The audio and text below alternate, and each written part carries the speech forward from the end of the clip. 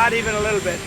The only thing that matters when I'm talking about Iran, they can't have a nuclear weapon. যুদ্ধবিরতির মধ্যেই একের পর এক হুমকি দিয়ে যাচ্ছেন মার্কিন প্রেসিডেন্ট ডোনাল্ড ট্রাম্প। সম্প্রতি তেহরানের উপর আবারও বড় ধরনের সামরিক হামলার হুঁশিয়ারি দিয়েছেন তিনি। শুরু থেকেই দাবি করে আসছেন ইরানের পারমাণবিক কর্মসূচি ধ্বংস করাই তার মূল লক্ষ্য। তবে ট্রাম্পের এই বক্তব্যের তোয়াক্কা না করে পাল্টা হুঁশিয়ারি দিয়েছে ইরান। দেশটির পক্ষ থেকে জানানো হয়েছে, যদি তাদের উপর নতুন করে কোনো সামরিক হামলা চালানো হয় তবে তারা ইউরেনিয়ামের মজুদকে 90% পর্যন্ত সমৃদ্ধ করবে, যা সরাসরি পারমাণবিক বোমা তৈরির জন্য যথেষ্ট।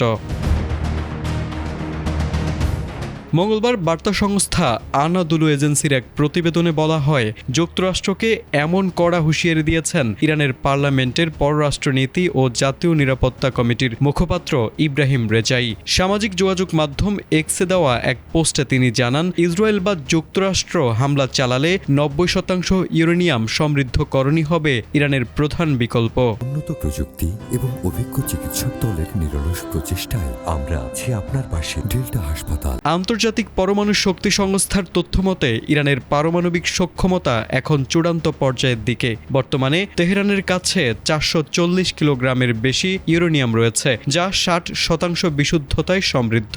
সামরিক বিশেষজ্ঞদের মতে ইউরেনিয়ামকে 60% থেকে 90% নিয়ে যাওয়া একটি অত্যন্ত সহজ ও দ্রুততর প্রক্রিয়া। একবার এই লক্ষ্যমাত্রা অর্জিত হয়ে গেলে একটি কার্যকর পারমাণবিক বোমা তৈরি করা সময়ের ব্যাপার মাত্র। ফলে ইরানের এই নতুন আলটিমেটাম ওয়াশিংটন ও তেল আবিবের কপালে চিন্তার ভাঁজ ফেলেছে।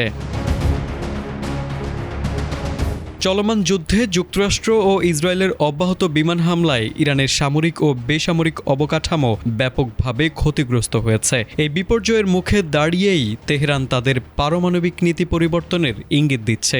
এর আগে 2021 সালেও তৎকালীন প্রেসিডেন্ট হাসান রুহানি 90% সমৃদ্ধকরণের সক্ষমতার কথা জানিয়েছিলেন। বর্তমান যুদ্ধ পরিস্থিতিতে ইরানের এই কঠোর অবস্থান বিশ্বজুড়ে ভয়াবহ পরমাণু যুদ্ধের আশঙ্কা তৈরি করেছে, যা মার্কিন প্রেসিডেন্ট ডোনাল্ড ট্রাম্পের জন্য বড় চ্যালেঞ্জ বলে মনে করছেন বিশ্লেষকরা। তারেক আজিজ, এটিএন বাংলা।